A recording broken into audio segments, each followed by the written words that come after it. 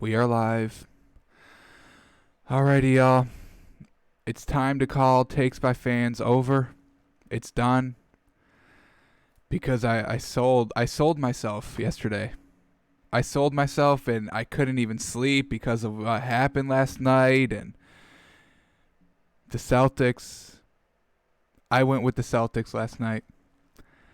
I told y'all the moneymaker was Celtics minus 3.5. I thought the 3-day rest, the extended rest, would benefit the Celtics. We were big on the Heat throughout the entire resumption of the NBA. Through those seeding games, we were big on them. When we were doing our NBA refresher, we were big on them. We said the Bucks were trash. They were trash. We were right. We said the Heat were very, very great. We were right. And then yesterday happened. I went Celtics minus 3.5. I couldn't even believe what I was doing. Nobody stopped me. So we went Celtics minus 3.5. We thought the extended break would help the Celtics. We thought, being down 2-1 would help the Celtics. We thought that exchange in the locker room after game 2 would still help the Celtics in game number 4. But the Heat are good. And we've been known the Heat are good. And I sold out and I went Celtics minus 3.5. And I'm ashamed of myself. And I owe every fan an apology that I went Celtics minus 3.5 last night. So, Takes by Fans. We're still around, though. We still around. All right. We're not going to let it affect us too much. We're going to get back at it tonight. We're going to hit our moneymaker for the Lakers game. We're going to hit our moneymaker for the Thursday Night Football. And we're going to hit all of our moneymakers for the Sunday action. But I honestly, I don't even know what I was thinking with the Celtics minus 3.5. I mean, the Heat were still getting 3.5. We should have even taken that. So I do apologize taking the Celtics minus 3. It was obviously the worst decision, probably my worst take, my worst call ever. So I definitely apologize for that. But we are going to get back on schedule tonight. As we see the Celtics, they lose 109-112. Tyler Hero, y'all. Come on. This Heat team is deep. If it's not Jimmy Butler going for 30, if it's not Goran Dragic going for 30, if it's not Bam Adebayo going for 30, or if it's not Duncan Robinson going for 30, it's going to be Tyler Hero, y'all. Oh, my goodness. We got to get straight into these highlights, y'all, because they're truly something. This man had 37 points. 37! While Jason Tatum was scoring 0 points in the first half. Come on, Jason. Come on, you're better than that. So here we go. Celtics Heat, long break, 3 days off. Who did it help? Well, it helped Tyler Hero off the bench. God darn. Gosh darn. But we get Bam Adebayo there. The dunk 3.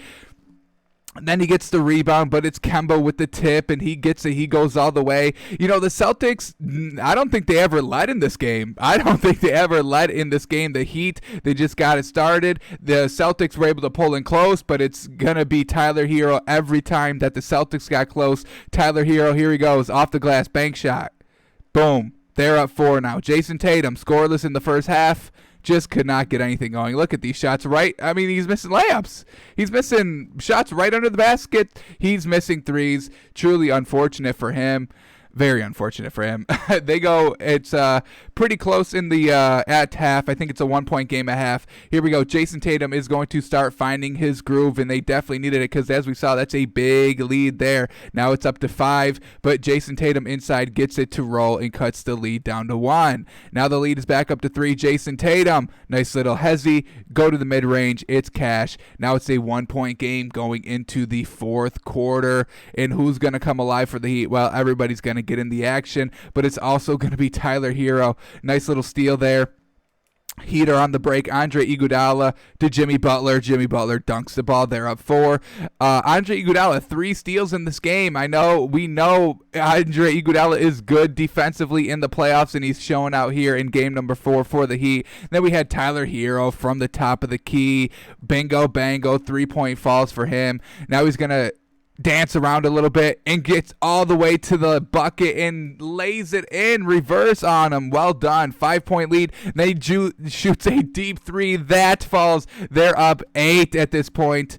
Game's pretty much over. but Jason Tatum wants to try and keep him in it a little bit longer. The 3 ball there for him, cuts it down to 6. The steal, the drive, the finish? No, they call it a jump ball.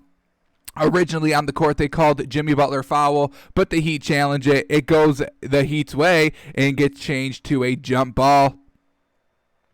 After that, it leads to a 3-pointer by Jaylen Brown to try and keep him in it a little bit longer. It's a 2-point game now. Jimmy Butler at the line to shoot 2. He misses the first free throw. Oh, boy. Oh, boy. Keeping the Celtics in it. Jimmy Butler hits the second one, but it's a 3-point game now. So the Celtics, all they need is a miracle. But they don't even. I mean, don't we always talk about this? The Celtics' troubles with inbounding the ball. I know there's only 1 second left, but you can't make a full court pass. It's not going to work. They don't even get a shot off. You've got to play a little bit and try and get the shot from right here, about like maybe a step back from half court, or try to get into a step forward into half court. But these full court passes, man, we see this every time the Celtics go for the last second shot. Even with 5 seconds left on the clock, they're throwing full court passes. We see this time and time again. You don't even get the shot off. 0% chance you guys can hit a 3 if you can't even shoot the ball. So I don't know, this Brad Stevens, please coach your guys to, maybe inbound it a little bit right here. Maybe, yes, it's probably not going to go in, but a full court pass, you're not going to catch it and it's not going to go in. So you have to start inbounding the ball before half court. I mean, just to even have a chance to get a shot off, you're not getting the shot off because you're not even able to catch the full court pass. That's going to be well defended every time. So once again, Celtics down 3. They have to have a buzzer beater, and they choose a long court pass to try and do that. It does not work. All right, let's look at the stats now. We'll save Tyler Hero for last, obviously, because, oh my goodness, what he did, y'all. Ooh, what he did. Jaylen Brown, 21 points, very well done. 9 rebounds to go along with that. Jason Tatum, 28 points, all in the second half. We said he was scoreless in the first half, and he comes out. He shoots 4 of 11 from 3, not bad. Ends up with 9 rebounds and 28 points total. And then Kemba Walker had 20 as well. Only 5 assists, a little light there. But the main difference is we're going to see the Celtics here with 3 scores in 20-plus points. 3 scores. The difference, kind of what the difference was in that Lakers-Nuggets game. Who went off for the Nuggets? It was Jeremy Grant. Remember, Jeremy Grant had 26 points. Really kind of helped the Nuggets out, winning game number 3. To go down 2-1, right? So the main difference here was the Heat had 4 players in 20-plus scoring, and one of them was Tyler Hero, and he had 37. 37 off the bench. He shot 66%. He shot 5 of 10 from 3. He had 6 rebounds. He had 3 assists. The man was getting it done all over the floor. Absolutely fantastic by him. But then we see Goran Dragic with 22, Bam Adebayo with 20, and Jimmy Butler with 24. If you have 4 scores in 20-plus points, you're going to win the game, and that's exactly what Miami did. And when you look at Boston, Marcus Smart and Gordon Hayward combined scored 24. So, definitely one of those players needed to have 20 points if they wanted a chance to win the game. They didn't, and Miami takes it here, 112-109. Just, oh my goodness, Tyler Hero. We didn't even see him that much in those highlight packages, but geez, this man was hitting shots consistently. He played 35 minutes and he scored 37 points. He outscored a point a minute. Absolutely fantastic.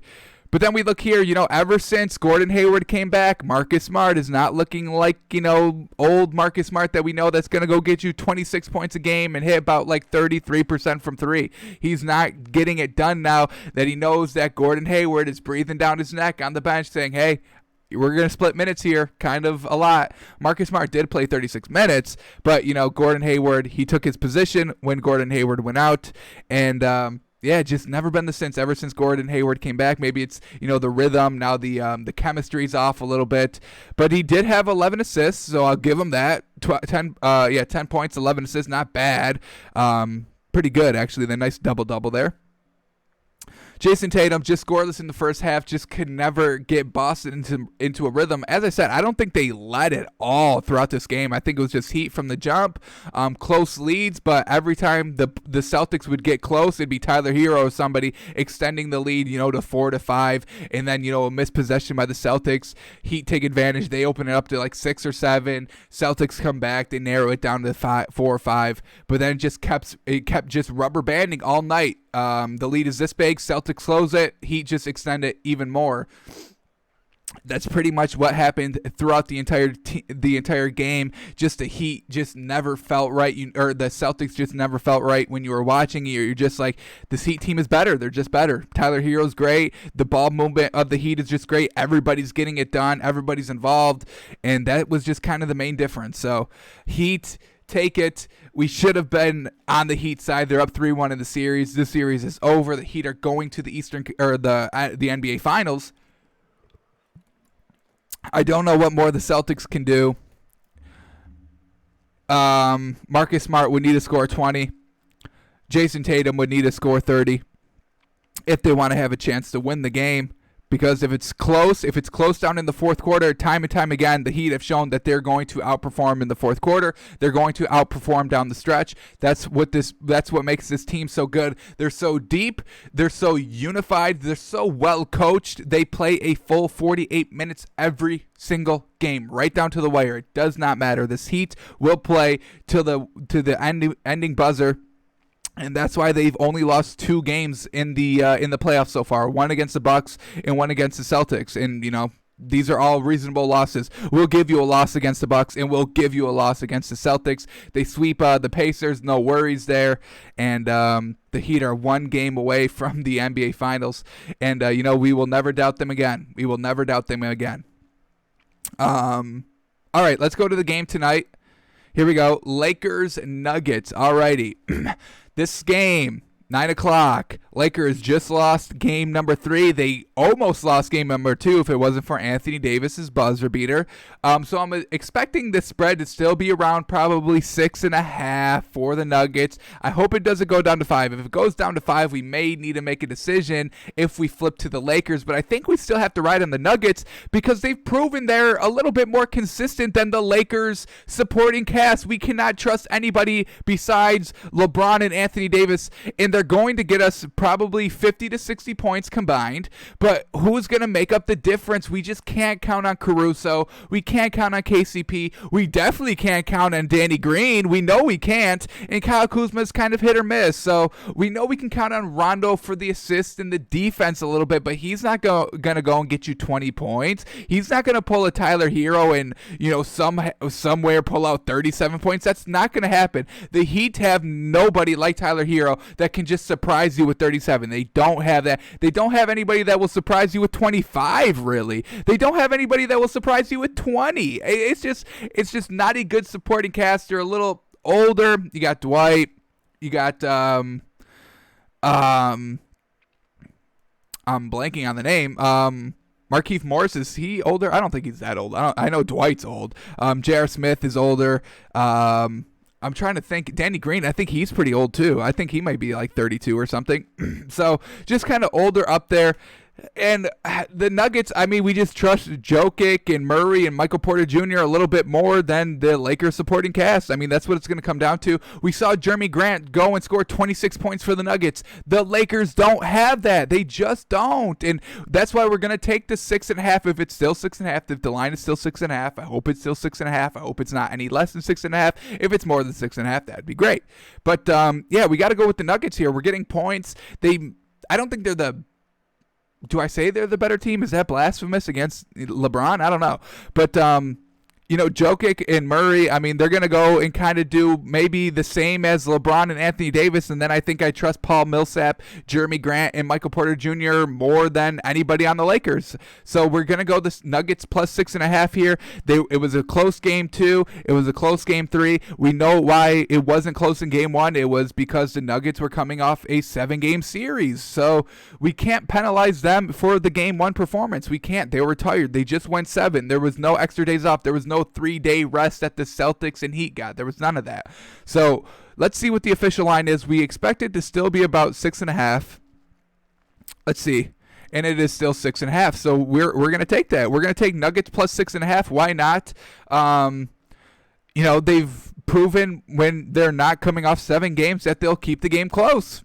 It doesn't matter. If they're down 16, they'll keep the game close and win it. If they're down 19, they'll keep the game close and win it. If the series is down 3-1, they'll go and win it. They don't care. This team does not care. They thrive under the pressure. No game is too big for Jamal Murray. We know he has the ability to go for 50. We know he's a little inconsistent and scores pretty much around like 20, but he does have the ability to shoot 51 points. We've seen it. Nobody on the Lakers can go and do that. Nobody on the Lakers can go and do that. So we're going to go Nuggets plus 6.5 here.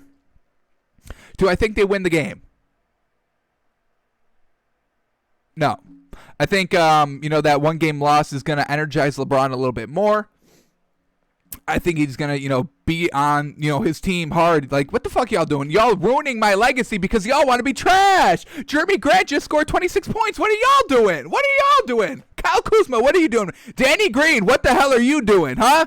So I think he's going to get his team motivated a little bit more here for game number 4, but we still got to take these points. 6.5 is a lot of points, y'all, especially for a Western Conference Finals. That's where my mistake was yesterday. We should have just went Heat plus 3.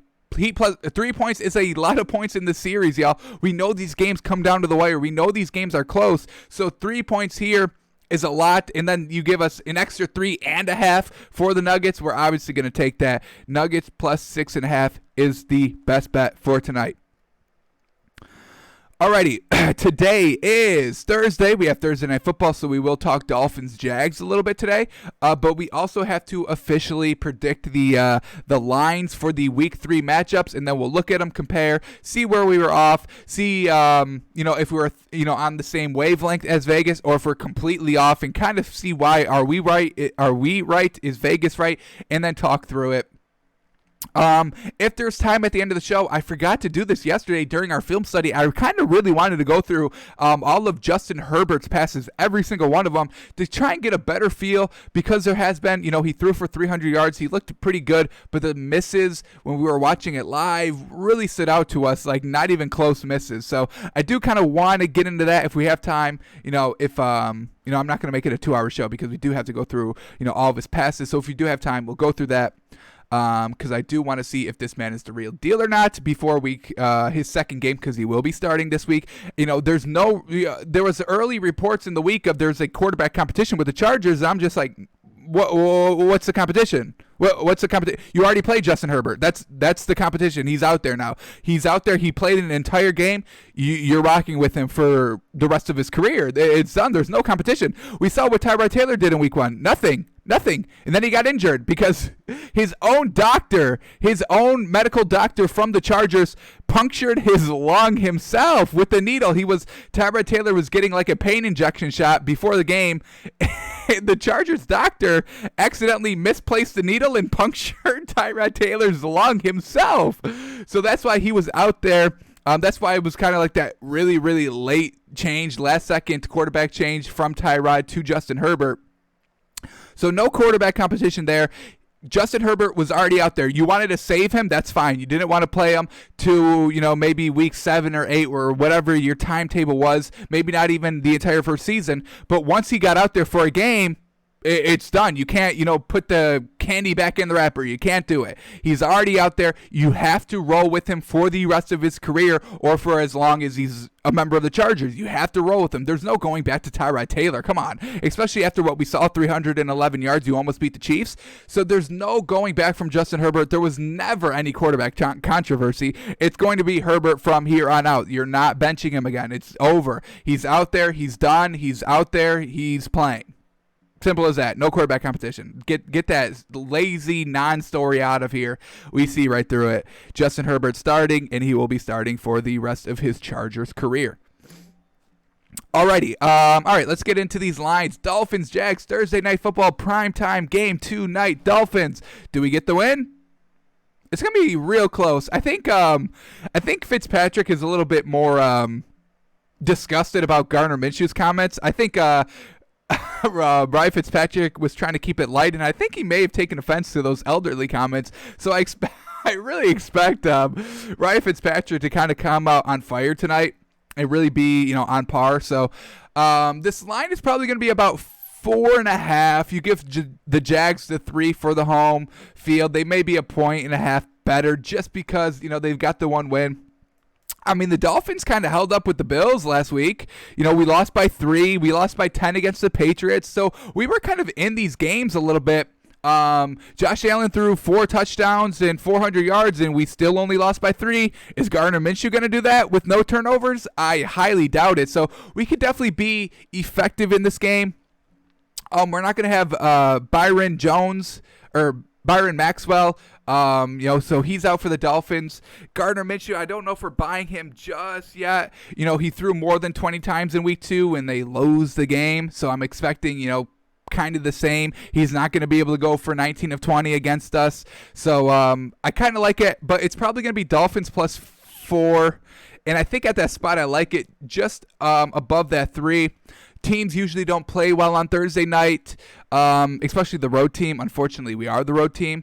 But, 4.5, that may be just enough. It doesn't look like Tua's going to play. So, once again, I'm wrong. Unfortunate. We called that Tua would have his first start week 3, Thursday Night Football against the Jags. But here it is, game day, and no news yet. So I do not expect him to start the game. Unfortunate. I would have loved to have Tua's first game, a Thursday night game, down 0-2, and get his first win. But that does not look like it's going to happen. We have decent weapons.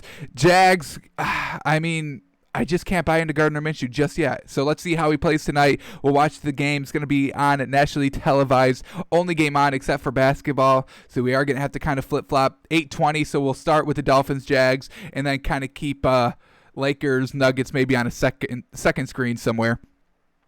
But yeah, we're going to go Dolphins plus 4.5. It's just this Jags offense. What did they do week 2? They did pretty decent week 2. We put up 28 points.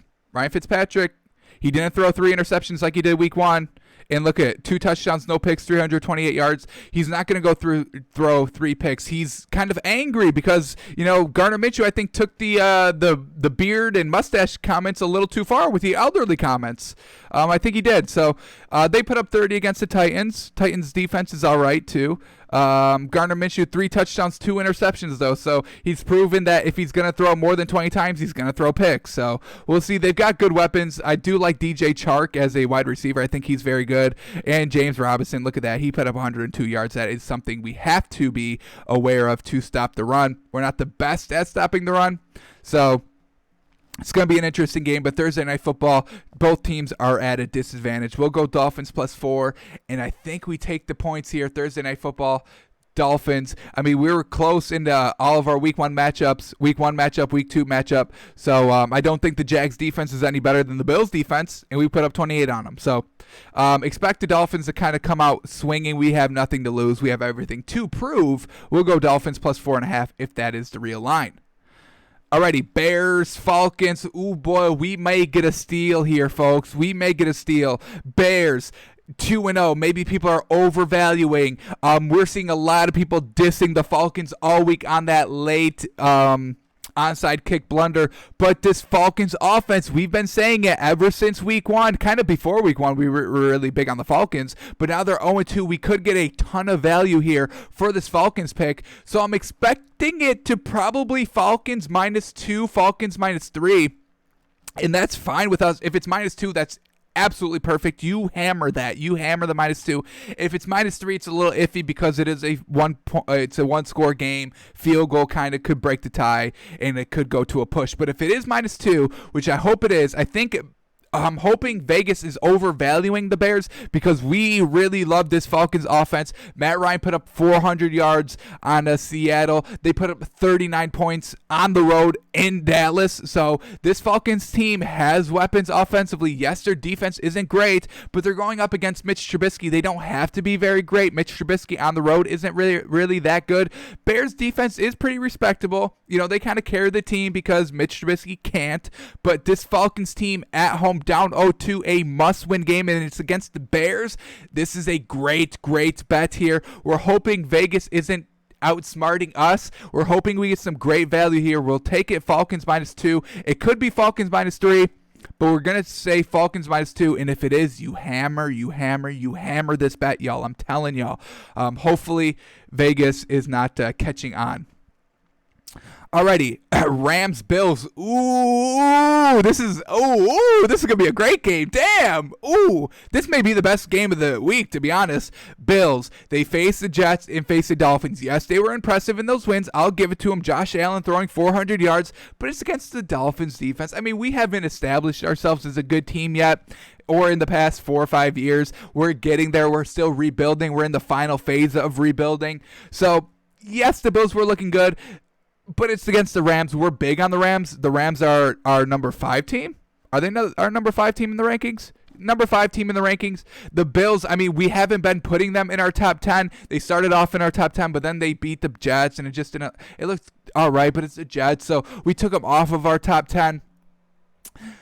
This is their first real opponent, their first real test. Aaron Donald, how well is he going to perform against this Bills line? He may be able to disrupt Josh Allen. We know when Josh Allen is disrupted in the pocket, he makes mistakes. If he runs, he will fumble the ball. We have Jalen Ramsey. He's going to be able to press Stephon Diggs better than the Jets or the Bills have. So don't look at this Bills team as 2-0. Do not look at this Bills team as 2-0. Look at this Bills team as a good quarterback. They have a good quarterback. They're getting healthier on defense, but the unreliability that Josh Allen has shown us in the past may creep up here in this game. The Rams, they're buttoned up. I like Jared Goff better than Josh Allen. Do I like Sean McVay better than Sean McDermott? Not really. I think they're kind of equal. If I had to give the edge to one, maybe I give it to Sean McDermott just because maybe. It's real close. The two coaches are very great.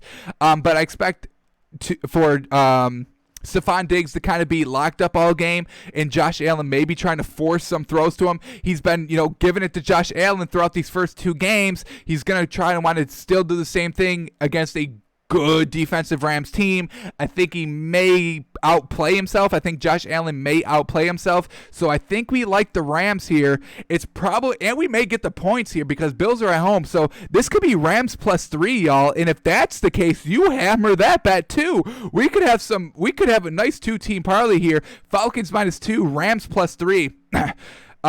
It could be Rams like +2 as well. But Bills 2-0 at home. Vegas may be high on them. Once again, I'm hoping that these 2-0 teams are catching the attention of Vegas, having them kind of downplay the Rams and the Falcons a little bit, and then we could take advantage. So I think it may be Rams +3. Bills are at home. That's why they get the -3. Rams, I think, are the better team, but we'll see how Vegas ranks it. So we'll leave it at Bills -3 and go from there. Alrighty, Browns, Washington. Once again, don't get caught up on Washington's Week 1 17-point comeback. It's a week behind. It's Carson Wentz. It's Ron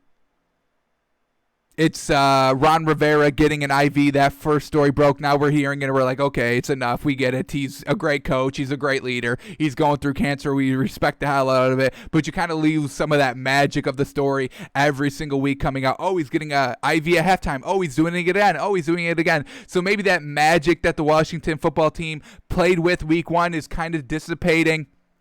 The Browns are actually good against bad teams. We saw that, Thursday Night Football when they had to face the Bengals, they were the better team. They ended up winning the game. Extra rest for the Browns. The one knock I'm going to give the Browns is that the Washington football team has Chase Young and could definitely disrupt Baker Mayfield. But overall, I mean, the Browns have good defensive ends on their own side. Myles Garrett, so he can definitely pressure Dwayne Haskins. So I do like the Browns in this spot. I think they may be up to -6, to be honest, and I think that's deserved. The Browns are good against bad teams. Remember that. So Browns -6, I think, may be the call, and it will be interesting if we do put this one on our moneymaker. Dwayne Haskins, we can't trust it at all. Browns have so much weapons offensively, and we don't buy Washington at all. Do not buy them at all, and we are buying the Browns. We will buy the Browns when they're facing against very, very subpar teams. So we'll have this one at Browns -6. I think this one's going to be high, y'all. Alrighty, moving on. Vikings, Titans. All right, Vikings 0-2. We saw Kirk Cousins throw 3 interceptions last week. That's not going to happen again. I mean, players rarely throw back-to-back very high interception games. It really doesn't happen. So I expect the Vikings to tone it down a little bit, but their defense is still trash, and the Titans are so in sync. They know what they are. They know they're a power running team, but they have a good game manager quarterback, kind of slightly above average game manager. I would even say above it. I'm not even going to go slightly. I'm going to say above average game manager quarterback in Ryan Tannehill, and they have good weapons at the receiving position. So we do like the Titans here better than the Vikings.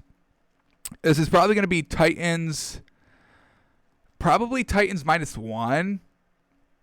-1 or 2, a little bit of a 4-point swing maybe from the home field, because this Vikings defense is really trash, y'all. It's very, very not good. We don't trust Kirk Cousins. Now he only has one weapon. He only has Thielen? I want to say Thielen. Why am I saying Thielen?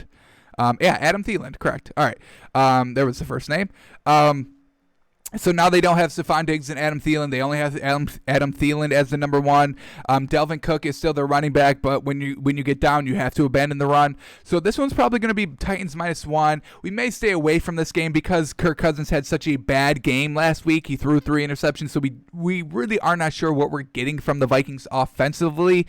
And we know the Titans have some close games. They gave up 30 against Gardner Minshew. So defense isn't looking too buttoned up, especially they were at home in that game. That's not the best, but they were able to get it done down the stretch and force an interception on Gardner Minshew's last drive to really steal the game. So definitely respect the defense at that end. Probably go Titans -1 at this point. They're clearly the better team. It could even be higher, but we'll leave it at -1 for now. Alrighty, Raiders, Patriots. This could be another case where Vegas may try to appeal to, the general public, where the general public would be high on the Raiders. This Raiders defense is truly not good, y'all. Not good. And we saw what this Patriots team did to Seattle in Seattle. They put up 30. Cam Newton's read option game is absolutely going to obliterate this Raiders defense. The Raiders will not stand a chance. The Patriots will put up the points, no doubt. Derek Carr going into Foxborough may be a little bit too much for him. We know Bill Belichick will game plan the hell out of this game. It's the Raiders. This is a game the Patriots need to win. So we'll probably take Patriots -4, and I think that's good. It could even be higher. It wouldn't surprise me. I hope it's not higher. If Vegas is smart, this line is higher than 4. Hopefully it's not, so we could take advantage. But we're going to take Patriots -4. I think they're clearly the better team here, and Cam Newton is going to really obliterate this offense. They're going to put up 30 points. Patriots will put up 30 points a game again against this Raiders team. Alrighty, Giants, 49ers. 49ers, they're so injury riddled. It's not good. Definitely going to stay away from this game just because of all the injuries. I really don't even care what the spread is in this game. We'd probably call it, I don't even know what we call it. There's so many injuries. You got, Jimmy Garoppolo. I don't think he's playing. I think he's out for at least a week. Raheem Mostert, I think he's out for at least a week. And then we have, some, Nick Bosa out for the entire season. Richard Sherman is still out for another 2 weeks. So we do not even want to touch this game. I would advise very, very much to stay away from this game because it really could go either way. But we probably place the line at, I don't even. This could be a pick'em, to be honest. I'd go. I don't even know what I would call pick'em. Maybe 49ers -1. Backups on backups against Daniel, but Saquon Barkley is out too. So maybe this one is going to be 49ers -3. Maybe. We call it 2. We'll call it 2. We'll go 49ers -2 here. Backups on backups for really both squads. Daniel Jones is not good, but he's at home. 49ers have to, had to face the Jets. Now they have to go and face the Giants. MetLife Stadium, again, really kind of cursed the 49ers, and they'll be back at them Sunday. So definitely going to stay away from this game. I'm not going to take it. probably won't even watch it because it's going to be so trash. But 49ers Giants, you got to stay away from this one. Really going to be hard to call. We'll see where Vegas sets the line because I'm kind of at a loss. I'll say 49ers -2, but I don't think that's going to happen. Alrighty, Bengals Eagles. You may be able to get some value in this game. They'll probably have Eagles -3 just for the home field. I think these two teams are kind of even. We'll have Eagles -3. But Joe Burrow, if you like him a lot, you bet him +3. I think Bengals +3 is kind of a good bet. Carson Wentz really has been playing very, very poorly recently. This could also be a trap game, so I'd probably stay away from this game too. We're not really sure how Carson Wentz is going to play against a kind of, but they were up 17-0 against Washington. So I was going to say, we're not sure how Eagles are going to play against a subpar team, but we did see how they played against a very subpar team. But that was week 1. How much have they matured in those 2 weeks? I'd probably stay away from this game, but we'll probably go Eagles -3. Kind of similar. They're both 0-2, fighting for wins here. But I think I like Joe Burrow better than Carson Wentz. Sue me. I don't know. I like AJ Green better than whoever the Eagles have. I just cannot buy into this Eagles team. I think they're in over their head. We talked about the narrative that they were all injured, all their weapons were injured late in the season last year, but they're still not that good. I mean, Carson Wentz, he's losing the locker room. This has kind of been noted throughout the kind of years past. He can't stay healthy, and then he's kind of talking a little bit of nonsense in the locker room, and now he can't stay healthy again. Last year getting injured in the playoffs, and now this year he's throwing interceptions. Not great. Probably going to be around Eagles -3. And I think if we had to take the game, it would be Bengals +3. I think would be the smarter, safer bet. Alrighty, Texans Steelers. Oh boy, Steelers get a real matchup here. Week number 2. We saw them face the Giants week 1, and then they had the Broncos week 2. But now they get angry Texans, baby. Texans had to go and face the Chiefs and the Ravens the first 2 weeks, the hardest schedule I have ever seen. And now they get the Steelers, but the Steelers are at home, and they had that good defense, and Big Ben is back. But Deshaun Watson, he's going to try and get his first win here. Is this a 1 o'clock start? It is a 1 o'clock start, so Texans aren't getting any benefits here. I think they would kind of benefit from like a 4 o'clock start time. I think that would kind of help them out a little bit. 1 o'clock. Steelers are very, very used to the 1 o'clock window. Not sure how well the Texans are accustomed to that. But Steelers here at home, I kind of like them. And, this one's probably going to be Steelers -3 just because the Texans are 0-2. I think the Steelers are the better team overall. I think Deshaun Watson is very good. I think I think David Johnson is very good. But the Steelers, their defense, they can stop the run. They can kind of put pressure on Deshaun Watson. They're in Pittsburgh. If this game was at the Texans Stadium, I would probably, feel a little bit differently. But Steelers defense at home, I think we rock with it. Hopefully the spread is only -3, because then, you definitely have an options. If it's Steelers -6, which I really don't even think it would be, then I think you would have to switch on the Texans and get them at +6. But we'll see where they put the line. We'll have it at Steelers -3. Alrighty, Jets, Colts. Oh my goodness, probably my most 2 hated teams. I hate Adam Gase, so I hate the Jets, and I don't like Phillip Rivers. I think the man's a phony and a fraud. I said it. He's a phony and a fraud. Yes, you beat the Vikings last week. Congrats. You beat an injury-riddled such a bad defense, and congrats. You did that. You beat Kirk Cousins. Congrats, Phillip. And now you get the Jets. You probably win this game too. This one's probably gonna be like Colts -6. I mean, this Jets team is truly trash, y'all. Like, they'll probably go 0-16. We'll have a Colts -6 here. Colts at home. Phillip Rivers in a dome at home. I guess we take it. I think we may have to take this game just because I don't like the Colts. I don't like Phillip Rivers, but I hate the Jets, bro.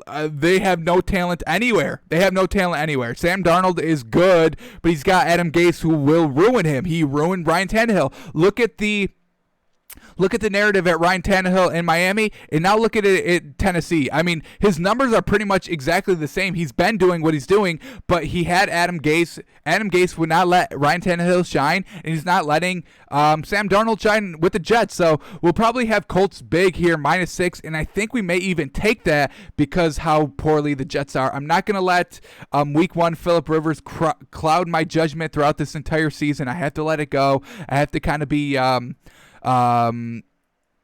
a mutual observer here, and so I can't let Phillip Rivers get the best of me. I can't let him get the best of me, but the second time he crosses me, I'll be after him again. Forsake me once, shame on me. Forsake me twice, I'll forsake you back. So Colts, I think I might like you this week. -6, could be even higher, wouldn't surprise me, but we'll have Colts -6 here. Alrighty, Chargers, Panthers, another interesting matchup. Justin Herbert's second game, Matt Rule, Teddy Bridgewater's third game together. Panthers have been a little bit off the radar. Week 1, they lose against the Raiders kind of close, but then in Week 2, Teddy Bridgewater's not putting up any real points. He's throwing interceptions, 2 interceptions, no touchdowns for Teddy Bridgewater last week. Chargers, Justin Herbert almost beat the Chiefs. Do we put that on Justin Herbert being good, or the Chiefs preparing all week for Tyrod Taylor and a literal last-second change kind of throws them off their game plan?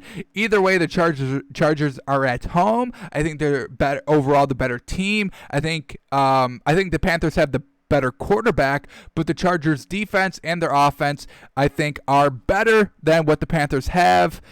So we'll probably have this one. The Chargers will probably be -3 just for the home field, and I think that's pretty safe. Panthers can't really figure it out. Matt Rule, I mean, we haven't really been big on him. We saw he isn't able to coach in bowl games in college, and that's kind of what you do in college. You fight to have a bowl game, and then you go and win the bowl game. You know what I mean? Whereas the NFL, everybody's just looking for the Super Bowl win. You know, you're not going to get to, most college teams, there's a lot of them, y'all. Only 4 teams get into the playoffs. Only 2 compete for the national championship. So everybody just like, all right, let's get to a bowl game. Let's get that bowl game money. Let's get that bowl game sponsorship. Let's get that bowl game ad revenue. And then can we win the bowl game, please? Matt Rule, 1-4 in bowl games. That means he can't coach. You have a month. To prepare for bowl games. Matt Rule only won 1. Not great. Don't think he's a great coach. Thinks he's kind of a little overrated. So Chargers -3. I don't know how Justin Herbert's going to play. I mean, this is his second game. That's kind of why I wanted to go over his film review. But Chargers -3, I think, will be the spread, and I think it may be the better bet.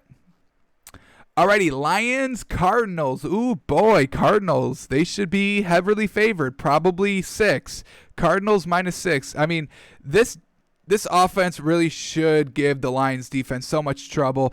Kyler Murray at home, he's amazing. He can run. He's quick. I think he's the quickest out of the big 3, like, dual threat quarterbacks.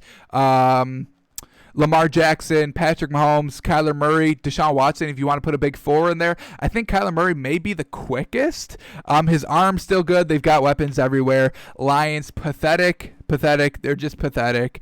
Matt Patricia, I don't think, is a good coach at all. And Matt Stafford, he was 3-5-1 when he got injured last season. So even when he's out there, he's not winning games.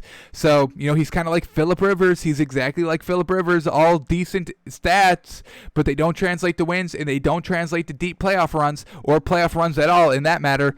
So I do like the Cardinals here, -6. I think it may be a little high for me, but I still think that's a solid bet. So we'll see what the actual line is. Bucks, Broncos. Ooh, this is going to be interesting. Is Drew Lock still out? I think he may still be out here. Do I still have these open? I think I do. Let's see. This is week 2.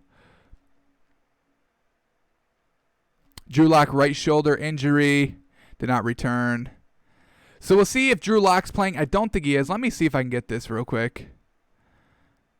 Where is this? Can I search it here, or should I just Google it? Let me Google it real quick.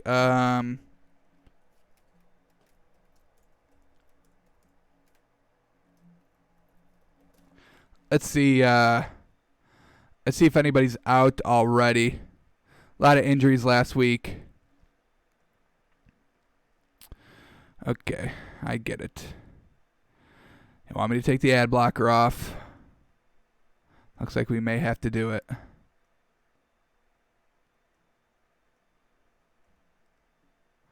Okay, I turned it off. Relax. Alrighty. Alright, they're not telling us what we want to see. Okay. Let's go here. What do we got? I just want to know if Drew Lock is playing. That's kind of what I'm looking for. Are not going to place quarterback Drew Lock on injured reserve. Okay, so that's good. Lock is dealing with a rotator cuff sprain. Believes there's a chance he could return sooner than 3 games. So, okay. Okay, so Drew Lock is not. He could miss 4 to 5 games, but they don't want to place anything, set in stone on it. So Drew Lock will not be playing this week. Tom Brady on the road. We saw what Jeff Driscoll did, but we're chalking that up to the Steelers preparing for Drew Lock in last-second change. So we don't think Jeff Driscoll is as good as he was last week. I think just kind of spur of the moment. You step in, you do your job, but then, there's film on you, and what do you do wrong? Tom Brady will be watching tape for the defense, not only just for the offense, but, he'll see what Jeff Driscoll's doing, and they'll be able to make adjustments. So this one's probably going to be like Bucks -3. And I think that's fine to take. I don't think the Broncos will be competitive in this game. Jeff Driscoll will not be as good as he was last week. The pressure from the Bucks line, we got the JPP and Ndamukong. They will be able to kind of take care of Jeff Driscoll. So we expect the Bucks to win. Tom Brady, he still has stuff to prove, still figuring out the rhythm of his offense. So they should be fine. No worries here. It is in Denver, so expect the high conditions, the high altitude to affect the Bucks a little bit, but it's week 3. They're usually kind of accustomed to it by now, the conditioning of a full-time game. So we do like the Bucks here. We'll have it at Bucks -3, and we'll see what Vegas thinks. All right, 3 more games, and then we'll get into the actual lines. Here we go. Cowboys, Seahawks. Ooh, boy, this is going to be a fun game to watch. Seahawks at home. We saw what they did to the Patriots. Is the Cowboys' offense as good as the Patriots offense? Yes, maybe. I do like Dak Prescott. He's got some good weapons at receiver. Obviously, Ezekiel Elliott is fine. They come back, big deficit and get the onside kick and win the game and all that, blah, blah, blah. Seahawks win on the 1-yard line again. You know how that goes. So this is going to be interesting. Probably be Seahawks -4, I would say. I'll give them the 3 for the home field.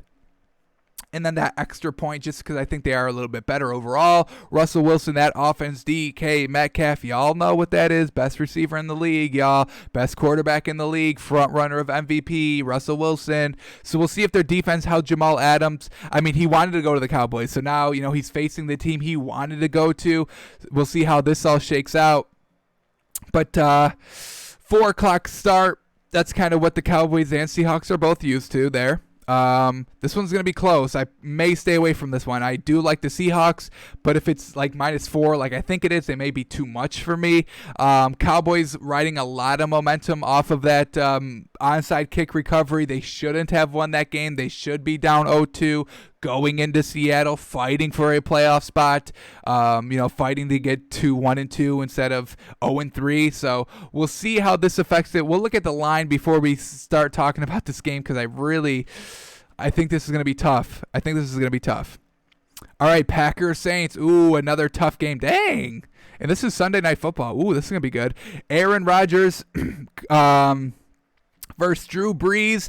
Expect a fireworks show. Expect a high-scoring game. Saints, we saw what they did last week. Not too good against the Raiders, but that was on Monday Night Football. That was in the Raiders' new stadium. How much did the rest play a deal in that game? We'll see.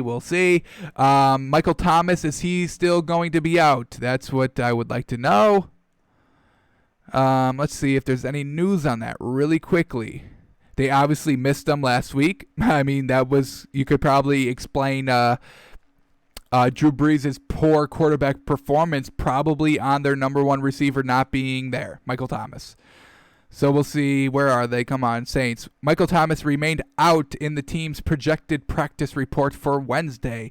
Not a good sign. I mean, they shouldn't really miss him too much. They still have Emmanuel Sanders, but they didn't get him involved at all last week against the Raiders. The Packers have been putting up 40 points. We saw Drew Brees or Aaron Rodgers. He's looking absolutely fantastic. They don't need just Devontae Adams. They won with Devontae Adams in week 1. They win with Aaron Jones in week 2. Will they start to put them together so they win consistently? We'll see. But Packers on the road, and we could get a steal here. We could get Packers +3 here, to be honest, and I think we take that. You're giving me Aaron Rodgers +3 points. I think I take it. Obviously, this is their toughest competition they have faced yet. They faced the Lions week 2, and they faced the Vikings week 1. So Saints defense is obviously better than both of those defenses that I just named, Lions and Vikings, but they get penalized a lot. We saw that last week. They beat themselves. They kind of overreact to some plays, some nonsense penalties that can get called on the Saints. Overall, this is going to be a tough one to call, but if we're getting +3 for Aaron Rodgers, we may have to take it. Alrighty, and look at this Monday Night Football, Chiefs, Ravens. This is going to dictate who gets number 2, who gets number 3, maybe even who gets number 1 if the Seahawks lose to the Cowboys. So this has big implications on the Takes by Fans power rankings. Both these teams know this, so they're going to be fighting for it. Chiefs, Ravens, I do think I like the Chiefs a little bit better. That's why we had them at number 2 and the Ravens at number 3. I love the Ravens running game, but I think I like the Chiefs defense a little bit. I think I like Patrick Mahomes just a little bit more than Lamar Jackson. I think I like Tyreek Hill better than any Ravens receiver. So I think I like Travis Kelce better than the Ravens tight end. I think I like Andy Reid better than that might be going too far there, but I think we like the Chiefs here. This one's probably going to be a pick 'em, maybe Chiefs +1, and do not get too I'm going to call pick 'em on this game, to be honest. Do not get caught up on Chiefs in a close game in overtime against the Chargers last week. They threw Justin Herbert in there. The Chiefs were game planning for Tyrod Taylor all week. Last second quarterback changes. It really ruins the entire defensive game plan. We don't know what this new quarterback is good at. We don't know what the offensive coordinator knows about the quarterback and is going to play to his strengths. We don't know that because we were preparing for a whole nother quarterback. So don't get too hung up on that. If you want to get hung up on something, you look at the Ravens putting up 30 points effortlessly in the first 2 games that they played. They were putting up the points, and we are looking good both weeks. But I think we like the Chiefs just a smidge more. We call it a pick 'em. All right, so we predicted every line. Let's see how close we were. Let's see where we were off and kind of see why. All right, here we go. We had Dolphins +4.5. It is now 3 points. All right, kind of updated. Live update here. Dolphins +3. This is close. Thursday Night Football, I would have liked it to be a little bit more than 3, but I think we still rock with the Dolphins here. Ryan Fitzpatrick is going to want to prove himself here. He didn't throw 3 interceptions last week like he did in week 1, and it was a 3-point game against a Bills team that let Josh Allen throw 400 yards. So we can keep the game close even when the quarterback is doing good. So even if Gardner Minshew does have a good game, theoretically, if we're going by the Dolphins last week, we should still be in the game. I don't think the Jaguars defense is as good as the Bills defense, and I don't think Gardner Minshew is as good as Josh Allen. So Dolphins should be competitive here. We'll take them +3 in our moneymaker. Dolphins +3, Nuggets +6.5. Separate moneymakers. Bet them big. They will hit. Alrighty, so decently close there. All right, Raiders Patriots. We had it at, where are they? We had them at Patriots -4, so Vegas likes them a little bit. I can definitely see that. Patriots -6 is the official line. I still think that's good. You get them right before that touchdown where you have to make the decision. Do you go with the Raiders or the Patriots because of the touchdown? But I do like the Patriots here. I think the Raiders will get exposed a little bit here. I'm not going to lie. They're 2-0. They really shouldn't be. Their offense is kind of explosive, but it's going to be a Bill Bill Belichick defense is going to hold them down, and Cam Newton will eat. I'm telling y'all, Cam Newton will probably have the best quarterback performance this week because the Raiders defense is that bad. All right, so 2 off there. Alrighty, Bears, Falcons. We had it at Falcons -2, and it's Falcons -3. All right, so okay. I would have loved it to be -2, so they win by a field goal. We're good, but I still think Falcons -3 is the better pick here. Do not fall in love with Mitch Trubisky, please. Do not fall in love with the Falcons offense. I'm telling y'all, they have weapons on offense. Yes, their defense isn't that great. I'll give y'all that. But Mitch Trubisky, I mean, he's kind of easy to prepare for. He's easy to prepare for. Just protect the dink and dunk. Protect the dink and dunk, and you should be good. We like the Falcons -3 here. I think this is a good bet, y'all. I really am liking this. We're big on the Falcons. We're going to kind of hope that the Vegas wasn't too big on them. But -3 here, they're saying the teams are kind of equal. And I will take Matt Ryan in this high-powered Falcons offense over the Bears, who struggled week 1. And week 2, who do they face? Who do they face week 2? Where are they? The Giants, and they almost lost to them. Daniel Jones, game-winning drive, just couldn't get it done. So we are going to like Falcons here -3. This may be on my moneymaker. I will have to sleep on it. Alrighty, but close there. We had Falcons -2. It is Falcons -3. Alrighty, 49ers, Giants. What do we got? We had it at 49ers -2. It's going to be 49ers -4. All right, I'm definitely staying away from this game. Too many injuries for San Francisco that I can kind of, than I would like. Quarterback out, running back out, defensive end out, cornerback out. Giants, yes, they don't have Saquon Barkley, but they're at home in the trash turf of MetLife Stadium that the 49ers were complaining about. Good for 49ers is that they probably didn't go back home to San Francisco this week, so no long travel, I'm assuming. But yeah, definitely just going to stay away from it. Giants +4 may be the better bet here. Maybe. Don't kill me by saying that. I get it. But just too many injuries for San Francisco. They're going to be a wild card, so going to stay away from this game. Alrighty, Steelers, Texans. We had it at Steelers -3, and it is Steelers -4. Oof, a little bit more than I would have liked. Because now you got to start, at the 3 and the 7 mark. That's when you have to kind of make your decisions. Are the Steelers going to win by more than a field goal? Are they going to win by more than a touchdown? That's kind of where you have to kind of predict the 3 and the 7 mark. They're kind of killers. They're kind of difference makers on the spread. So that's kind of the brackets where you have to the 0 to 3. Or the 0 to 2.5, then like the 3 to 4, and then the 6.5 to 7.5. Those are kind of the brackets that you kind of have to. All right, I like this team, but 2 possession, 1 possession, touchdown, field goal. How do I think the game's going to play out? So Steelers -4 here. It's a little bit much for me. I would have loved it to be Steelers -3 for the field goal, even -2.5, obviously, for the 1 possession or the 1 score, early or easy kind of cover. But Steelers here -4. I still think it's good. I may stay away from this game. I still like the Steelers defense. Texans, they've just kind of gotten shafted by the schedule, so don't really want to bet against them just quite yet. Don't want to bet on them just quite yet. But Steelers, I think, are the better team overall. Overall is the key word there. Their defense is good. Alrighty, Bengals and Eagles. We had it called at Eagles -3, and it's Eagles -5. Woo, boy. Am I getting trapped? Is Vegas trapping me? Because I think I like the Eagles or the Bengals +5 here.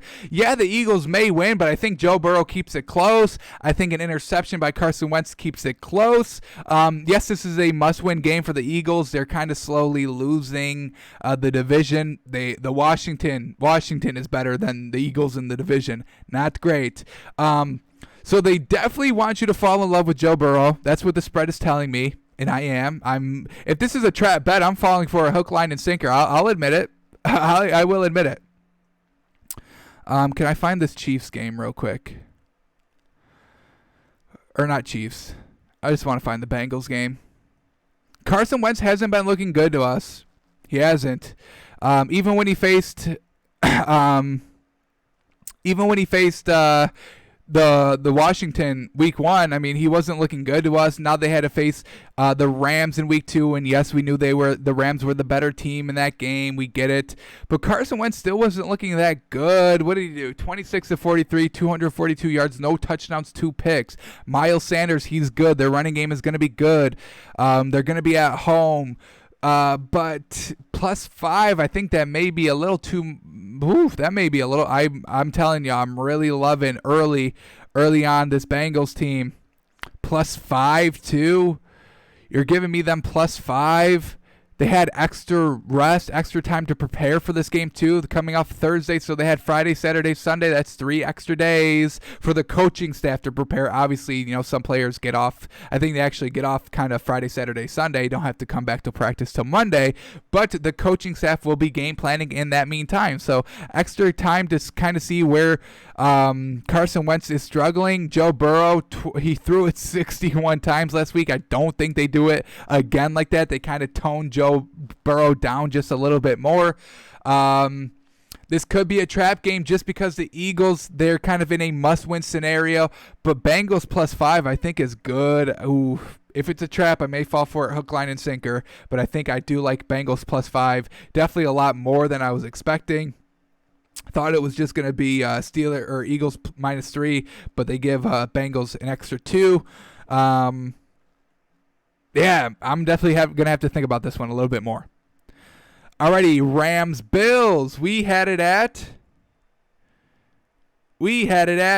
Rams +3. It's Rams +2.5. I absolutely love it. I think the Rams win outright. Toughest team Buffalo has faced, so I would kind of stay away from Bills -2.5 at this spot. Don't know how they're going to compete against a very good Rams defense. Aaron Donald, he is going to wreck Josh Allen. How is he going to respond? We kind of know when he gets angsty in the pocket, he makes poor decisions. Also, Stephon Diggs is going to be kind of wrapped up by Jalen Ramsey all game, so he's not going to have his trusted number 1 receiver out there to kind of bail him out. So we're going to like the Rams +2.5 here. We think they're the better team. Think we get the better quarterback, and I do think Josh Allen facing a good defense is going to struggle. We'll see it. Rams +2.5. We like it. Alrighty, Titans Vikings. We had it at Titans -1, and it is Titans -2.5. All right. Once again, I probably stay away from this game. A little too tight for me. I think the Titans are the better team overall, but Kirk Cousins coming off a 3-interception game is going to be a wild card here. Yes, the Vikings defense is not good, but the Titans, they gave up 30 to Gardner Minshew on the road. Or at home, I should say. Gardner Minshew was on the road. Titans were at home.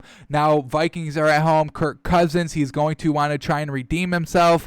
I'd stay away from this game. I do like the Titans overall, but I think they're the better team as well. But just too many question marks there for the Vikings. Not going to play that game. Alrighty, Washington and Cleveland. We called it at, what do we have this at? We had it at Cleveland -6, and it's Cleveland -7.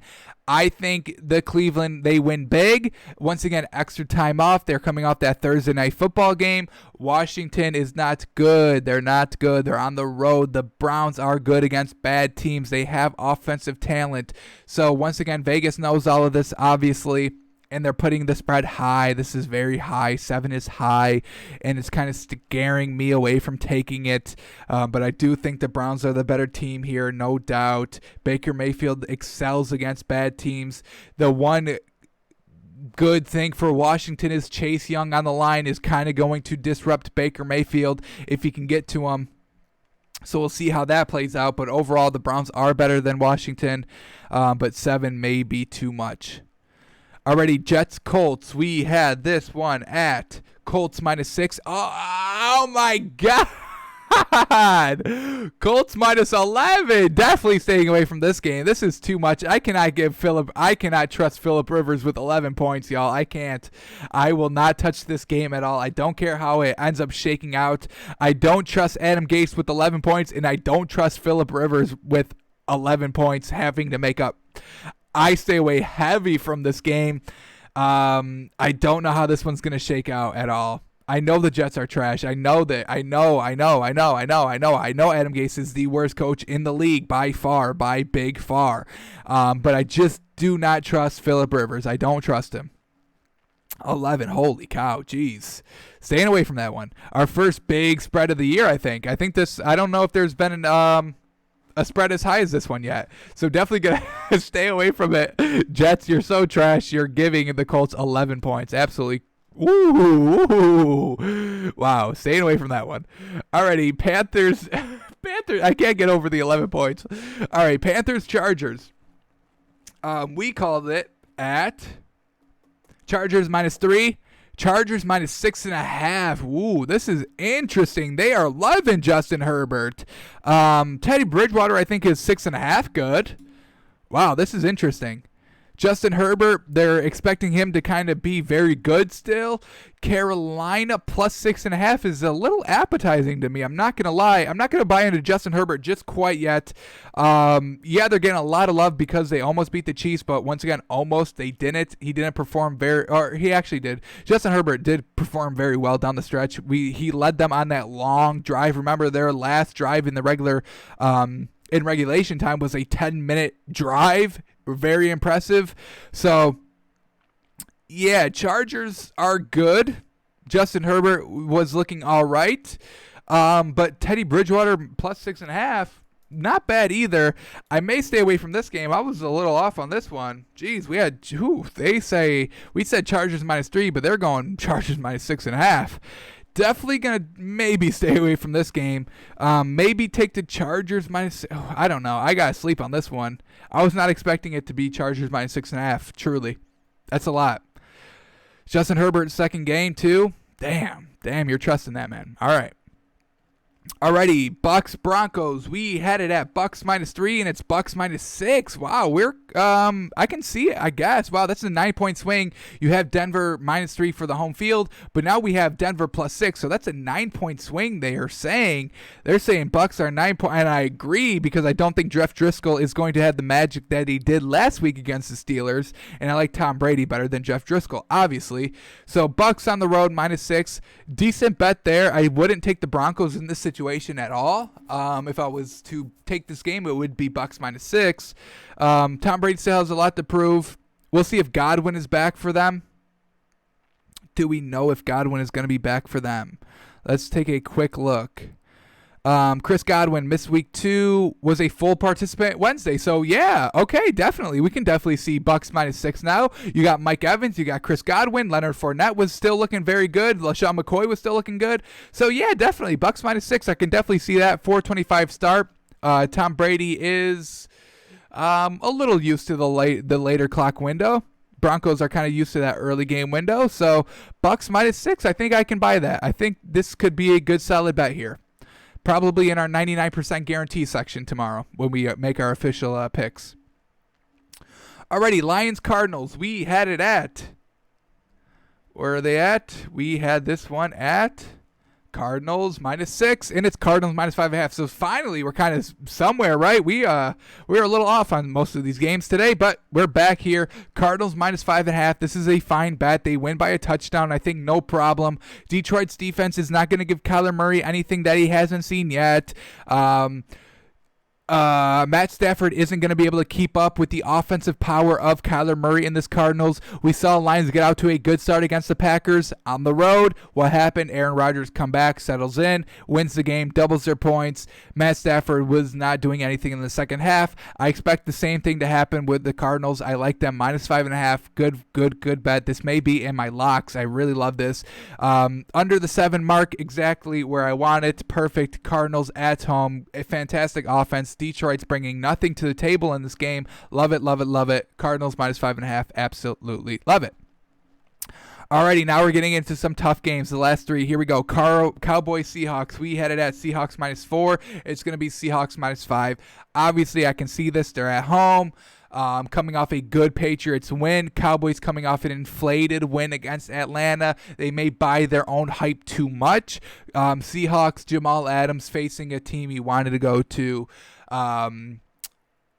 Russell Wilson, MVP. He's my MVP so far. DK Metcalf, best receiver in the league. Chris Carson, a good running back as well. Cowboys on the road. Let's see how they fare. Dak's got weapons too, but I do think I like the Seattle defense just a little bit more. Let's see how this Cowboys defense is coming together. We saw they were missing 2 linebackers last week. Let's see if they get them back. We know the Buffalo Bills got their linemen back, or their linebackers back. Let's see what Cowboys is up to. Tyron Smith, Trayvon Diggs, DeMarcus Lawrence all did not practice. So they still do they have Leighton Vander Esch? Is he still good to go? Is he going to be good to go now? But still some key injuries at the tackle, at the defensive spot as well. So maybe stay away from Dallas here. 5 is maybe a little much for me. Might stay away from it. Definitely got to think about it just a little bit more. But kind of what we were saying, Seahawks -4, Seahawks -5 is the official line. Alrighty, Packers Saints here. We've got, we called it at Packers +3. And it's going to be Packers +3.5. And I absolutely like it. Absolutely like this. Giving me Aaron Rodgers +3.5. Drew Brees wasn't looking very good last Monday against the Raiders on the road. Not great there. Michael Thomas is going to be back. No, Michael Thomas. What do we say? Fuck, I forgot already. That's not good. Michael Thomas. Remained out of practice. Right, that is right. So he's going to be questionable for the game. Still not practicing. He's not going to need to practice. But if he plays, that's going to be great for the Saints. If he doesn't, they struggled without him. Defense kind of shot themselves in the foot against the Raiders as well. If the Saints couldn't score on the Raiders defense, that's not a good. That's really not a good sign. Packers have been putting up the points. Primetime game, 8:30, Sunday Night Football. Aaron Rodgers is going to want to show out, no doubt. And we love it. 3.5. I think we have to rock with it. Packers +6 or +3.5. Saints coming off a shorter week, Monday to Sunday night. Packers Sunday to Sunday. No worries there. Alrighty, our final game, Chiefs-Ravens. We had it at a pick'em, and wow, okay, Chiefs +3. So basically, they are saying the teams are even, but they are giving a slight advantage to the Ravens. So the Ravens get the 3 for home field, and then they get the extra half a point because they think they are an extra half a point better. And this is where we can capitalize. Chiefs +3. I still think they are the better team. They know that they have to be competitive in this game. Monday Night Football, they know all the lights are going to be on them. They know this. Kansas City never shies away from the pressure. Being down in the fourth quarter of the Super Bowl, the cool, calm, collected, they win it down 10. And then even last week, cool, calm, collected. Those last 2 drives in the fourth quarter, Patrick Mahomes driving the ball down the field, touchdown field goal, go into overtime, long overtime drive, kicker seals it, clutch kicker there, while Patrick Mahomes led them down the field multiple times. So, Chiefs, yeah, their wins may not be pretty, but they get it done. Ravens, they've had some easy wins so far, 30+ points in both games. No worries for Lamar Jackson. They haven't overcome adversity quite yet in the season, whereas we saw Chiefs last week almost losing it, but they get it together in the fourth quarter because Patrick Mahomes is a cool cucumber, y'all. Same thing with Andy Reid. They got a couple of cool cucumbers over there in Kansas City. So I think we take this +3.5. You're giving me, kind of the same team. I think the better quarterback in Patrick Mahomes, but you give me +3.5. I'll take that all day. Kind of like what the Packers and Saints are at. This is going to be a good little 2-teamer to work with if you want to take this. I think this is a decent. You're giving me great quarterbacks +3.5 points. We'll take it. All right. So that is going to be it for today. Yeah, this is going to be it for today. We'll end it here. So a little bit off today. We were a little bit off. All right. No worries there. We were trying to get some good value out of that Atlanta game. We would have liked a little bit more value. We would have liked a little bit more value out of that Patriots game, but they're kind of putting that at the 6 mark. So a lot closer, a lot tighter than I hoped it would have been. I thought we were going to get away with some steals there in the bets, but it doesn't look like we were going to be able to outsmart Vegas this week. Unfortunate. But we'll have our official picks tomorrow. We'll lock in our picks. Once again, we'll split them up. 6 picks total. We'll have our locks category, which our locks last week went 3 for 3. So perfect, exactly what a lock is supposed to do, obviously. And then we'll have our 99% guarantees, things we think are going to happen, or games that we're feeling very confident about, but there is a 1% chance that it could go sideways.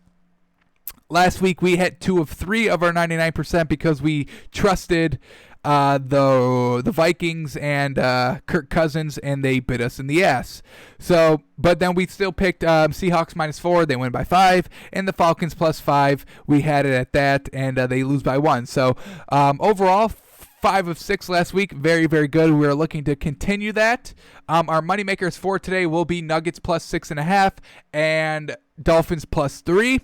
So that takes care of the games today. Tomorrow we'll be back with breaking down Thursday Night Football and the NBA game from last night. And then we will do our official picks tomorrow as well, getting us ready for week number 3 and everything that comes with that. So thanks for coming out. Thanks for watching. Be sure to follow me on Twitter at TakesByFans to be a part of the conversation, and come watch daily, noon Eastern, at twitch.tv/TakesByFans. Alrighty, we will see y'all tomorrow.